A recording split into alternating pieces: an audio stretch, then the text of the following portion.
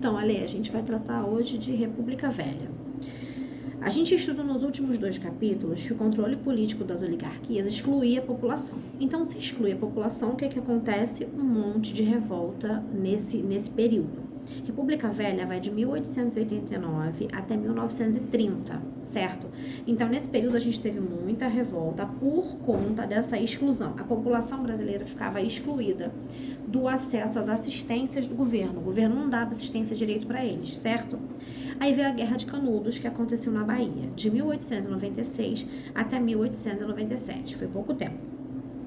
No sertão nordestino, estava sofrendo com a seca, né, na década de 1870, assolado pela seca. A fome, o descaso das autoridades e a exploração dos latifundiários compunham a dramática rotina dos sertanejos. Então, o que compunha essa dramática rotina dos sertanejos? A fome, o descaso das autoridades e a exploração dos latifundiários. Nesse ambiente cearense, Antônio Vicente Mendes Maciel encontrou atentos, adeptos, seguidores. O ex-funcionário público, que era chamado de Antônio Conselheiro, esse é o nome de Antônio Conselheiro, abandonou a família e o emprego em busca de uma missão. Segundo ele, de inspiração divina. Então ele falava que Deus tinha falado com ele que ele tinha que fazer essa missão aí. Se tornou Antônio Conselheiro. Peregrinando pelo sertão, ele começou a juntar nordestinos para a formação de uma comunidade que ficaria localizada ali às margens do rio Vaza Barris, no Arraial de Belo Monte. A comunidade era a comunidade de Canudos. Era um regimento de cerca de 30 mil pessoas, onde famílias produziam para subsistência e comercializavam os excedentes. Então, na região de Canudos, que era uma comunidade, o que eles faziam? Eles faziam a agricultura de subsistência e o que sobrava eles comercializavam, mas o foco ali era sobreviver, certo? À medida que a comunidade crescia, preocupava tanto os grandes proprietários da terra que perdiam mão de obra barata e a Igreja Católica que perdia fiéis e o Estado. Então, a comunidade crescia e preocupava todas essas pessoas, certo? Eram milhares de indivíduos que não respeitavam as determinações constitucionais e eles não reconheciam as autoridades governamentais, eles não reconheciam, eles não tinham nenhum tipo de vínculo, certo? Então, um dos argumentos desse governo para legitimizar essa questão de legitimar, palavra aqui engasgada, para legitimar a destruição de Canudos foi a suposta defesa do monarquismo por Conselheiro. Então, o que ele fez? Ele começou a falar que o Conselheiro defendia a monarquia e essa justificativa que ele botou para poder invadir essa comunidade de Canudos e destruir, certo? Aí, na verdade, o Conselheiro era sebastianista. Ele acreditava no retorno do rei Dom Sebastião de Portugal, que tinha desaparecido pouco antes da eclosão da União Ibérica.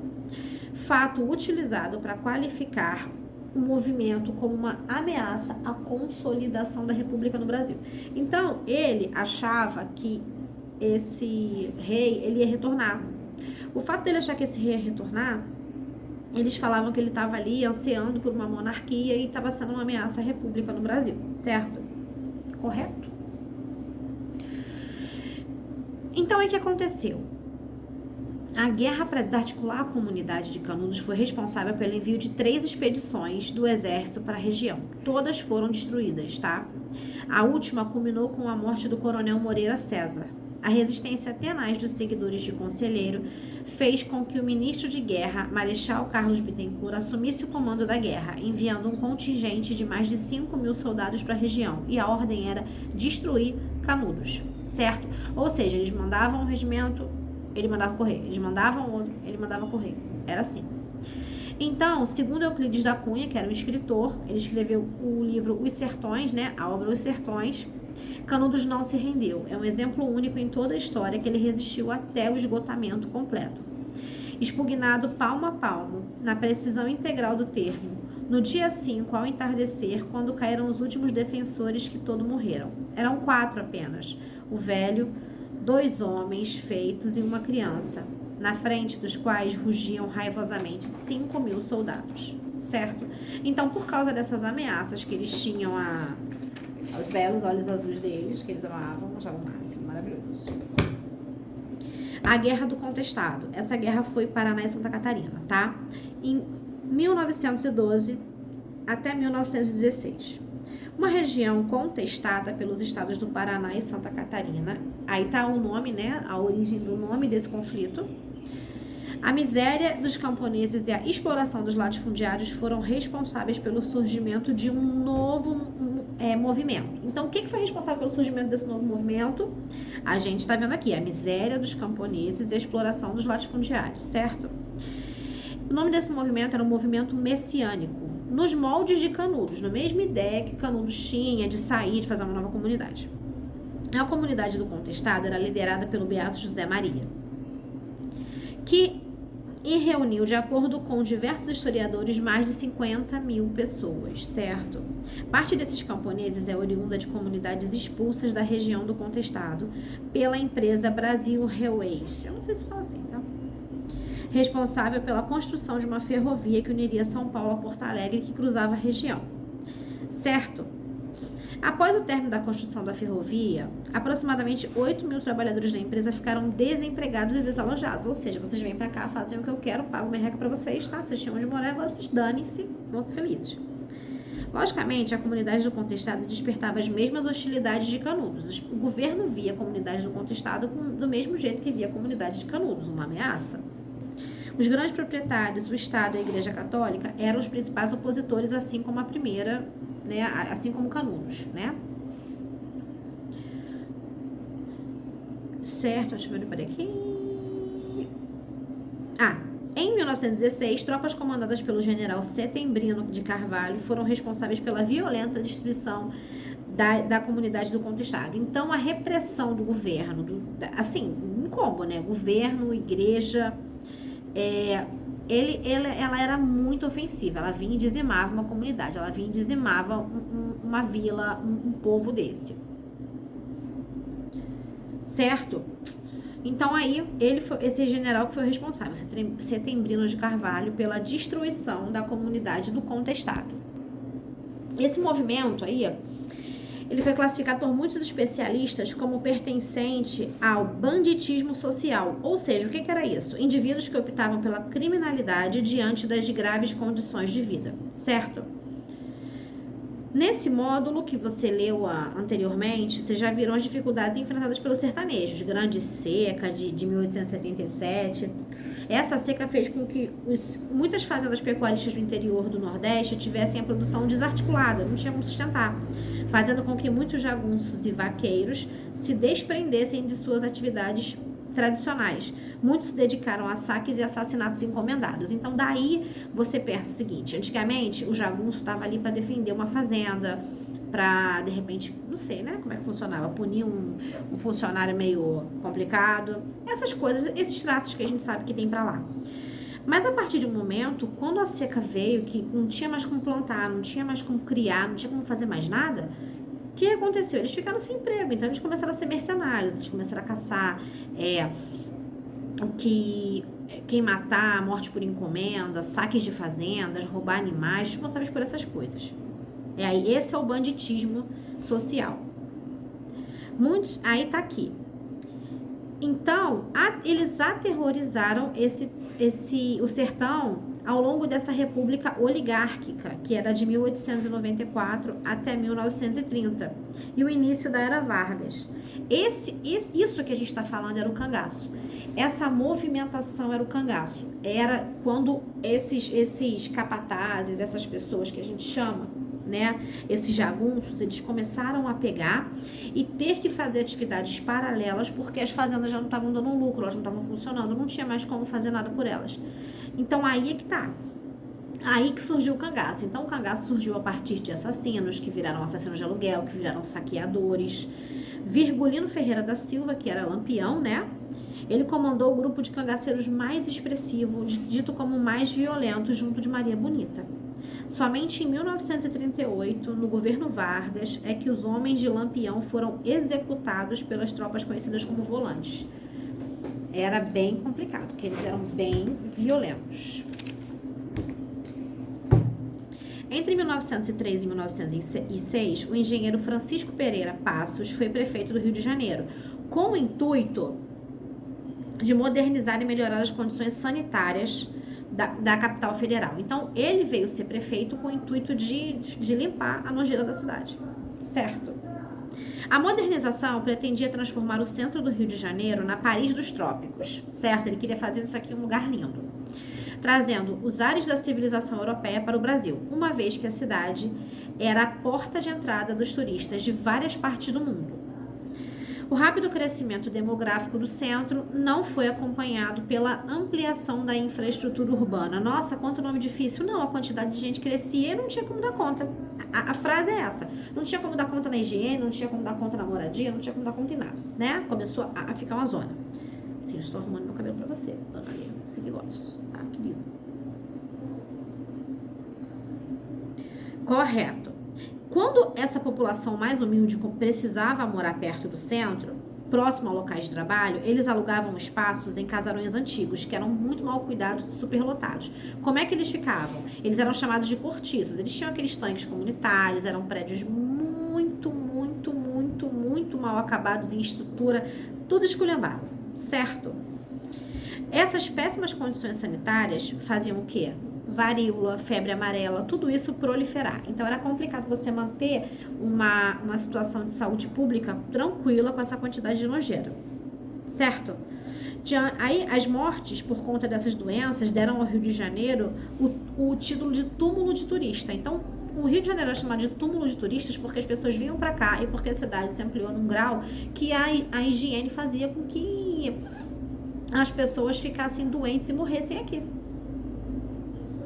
A Reforma Passos, como ficou conhecido, o conjunto de ações do prefeito incluiu o projeto Bota Abaixo, que previa a demolição dos casarões antigos, incluindo os cortiços. Então, esse projeto do Bota Abaixo, ele trazia, ele trazia uma ideia de que tinha que demolir tudo que era casarão antigo, tudo que era construção velha, e os cortiços vinham juntos, né? Porque eles estavam tudo antigo pra caramba, eram enormes casarões para ser dividido em vários bloquinhos, né? E aí, quando os órgãos... O que acontece? O problema não é você demolir. O problema é para onde essa gente vai. Não tinha onde botar. E aí começaram a surgir o quê? As favelas. As favelas surgiram a partir daí.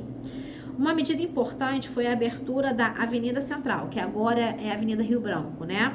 Ela daria passagem aos automóveis e abria o centro do Rio de Janeiro para o progresso, atraindo lojas, serviços mais sofisticados, né?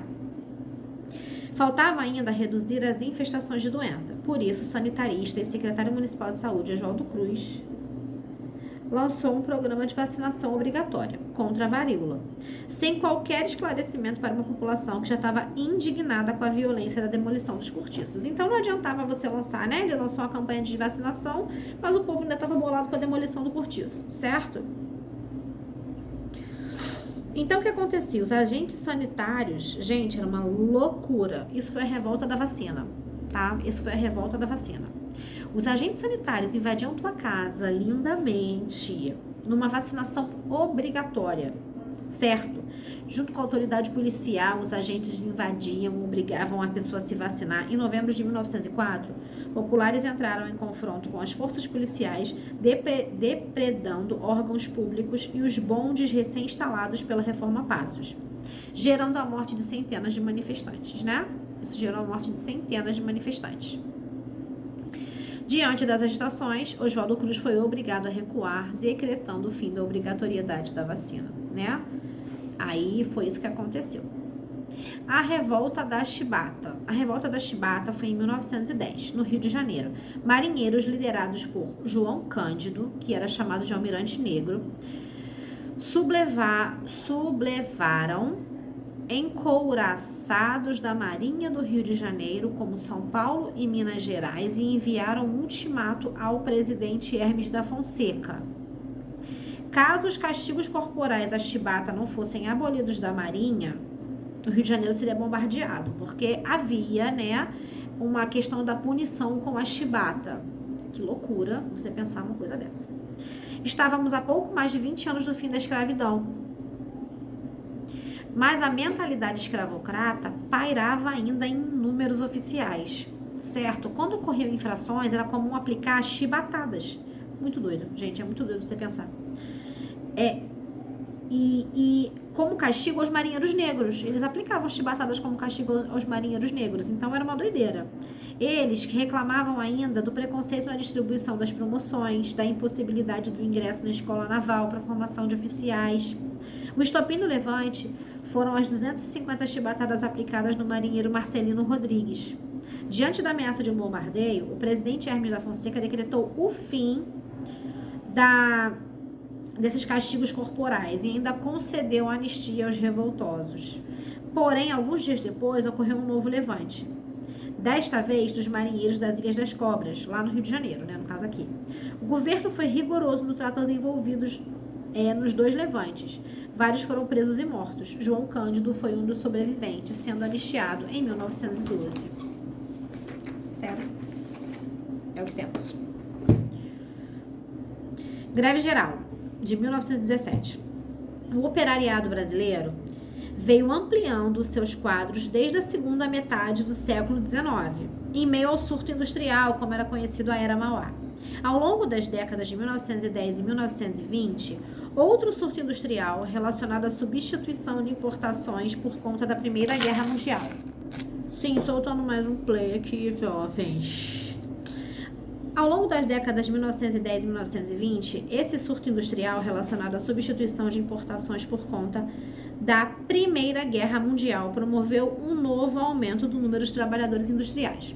Então, o que aconteceu? A gente tinha aí surtos industriais, blocos de surtos industriais, certo? Só que eram péssimas condições de trabalho, incluindo a exploração do trabalho infantil e feminino, que geralmente as mulheres recebiam salários inferiores para exercitar a mesma atividade, altas jornadas de trabalho, sem qualquer descanso, férias, um monte de demissão arbitrária sem indenização, um inferno. E as condições também insalubres, né? Elas mexiam com coisas que adoeciam, com produtos químicos que deixavam elas doentes, é bem complicado.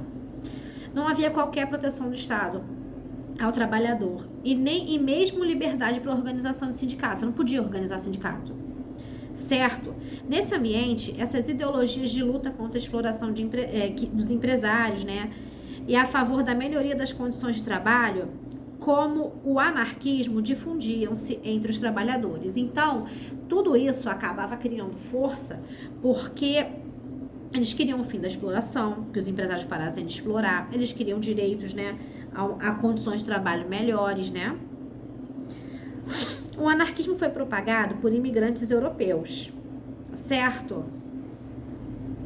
Preferidos muito tempo pelos empresários por geralmente conhecerem as atividades industriais, eles já vinham de lá prontos, então eles eram preferidos pelos empresários na hora da contratação, certo? Era essa a questão que acontecia. O sindicato seria, para os anarquistas, o principal instrumento de luta contra a exploração capitalista, originando o anarcossindicalismo, que era um sindicato anarquista, né? Em 1917, a morte do operário Antônio Martinez foi o estopim para a eclosão da greve geral de 1917 em São Paulo. Mais de 40 mil trabalhadores aderiram ao movimento, que paralisou as atividades em indústrias importantes, como tecelagem Maria Ângela, pertencente à família Matarazzo e Companhia Cervejaria Antártica. Como era comum durante a República Oligárquica, as forças policiais eram solicitadas para reprimir esses movimentos, como é feito até hoje, né? As agitações eram vistas como casos de polícia, né? Eles viam como casos de polícia essas agitações. Mas diante da mobilização dos operários, empresários acabaram apresentando a concessões como aumento salarial de 20%. O que acontece? Tá no inferno, eles precisavam também. Por perceberem que as greves prejudicavam as suas atividades, a sua produção. A maior parte dos grevistas aceitou as condições, pondo fim ao movimento.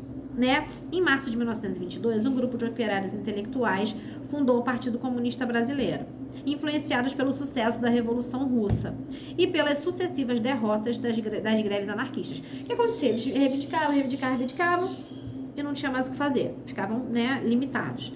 Então, eles criaram esse Partido Comunista Brasileiro. partido teve licença de funcionamento cassada, embora muitos dos seus militantes, na clandestinidade, atuassem entre os trabalhadores através do Bloco Operário Camponês. Mas a licença do Partido Comunista Brasileiro foi cassada. A Lei de Adolfo Gordo, de 1907, era uma das respostas que o governo brasileiro apresentou ao crescente movimento operário do Brasil. Pela lei da autoria do deputado Adolfo Gordo, eram extraditados os imigrantes envolvidos com o comunismo ou o anarquismo no Brasil. Então, uma forma de reprimir toda esse conceito, porque eles já tinham vivido, né, conceitos parecidos, eles falavam, não, se você se envolver em revolta, porque a maioria era dos operários era europeu, porque já tinha conhecimento das máquinas, se vocês se envolverem, vocês vão ser extraditados. Já não vai ser só uma punição aí de briga e de manter o salário ou de ficar suspenso. Vocês vão ser extraditados, vai voltar de onde tu veio. Então, eles apresentavam-se... estamos aqui. O tenentismo. O tenentismo é a expressão da indignação da jovem oficialidade do Exército Brasileiro, tenentes e capitães, certo? Recém-saída da escola militar de Realengo com os vícios da República, conforme afirmavam. Criticavam a hegemonia política oligárquica, sustentada pelas fraudes e manipulações eleitorais. Nossa, que novidade. Né? E acusavam seus altos oficiais de estarem a serviço das elites sociais. Ou seja, eles acusavam o quê? As fraudes, essa sucessão aí contínua por meio de manipulação de voto, né? Os altos escalões ali das Forças Armadas ali estarem servindo às elites, né? Os interesses das elites, tudo isso. Apresentavam-se como os responsáveis pela regeneração das instituições republicanas diante da incapacidade de atuação política das massas populares, certo? A regeneração seria obtida através de uma revolução anti-oligárquica comandada pelos tenentes. O que eles implantariam? O voto secreto e um governo centralizado, restringindo a autonomia dos estados. Segundo os tenentes, o federalismo beneficiava apenas os segmentos aristocráticos estaduais, as oligarquias. A revolta dos 18 do Forte de Copacabana, certo? Essa foi em 1922. Esse movimento é considerado pelos historiadores o primeiro levante tenentista. Então, qual é o primeiro levante tenentista? A Revolta dos 18. Está relacionado ao afastamento do ex-presidente Marechal Hermes da Fonseca da chefia do clube militar pelo presidente Epitácio Pessoa. Em 1919 a 1922, o Epitácio Pessoa ficou ali governando, né? Hermes da Fonseca respondeu às supostas críticas feitas pelo futuro presidente, Arthur Bernardes, publicado no jornal O Correio do Amanhã. Então, Arthur falou mal de Marechal, né? Hermes.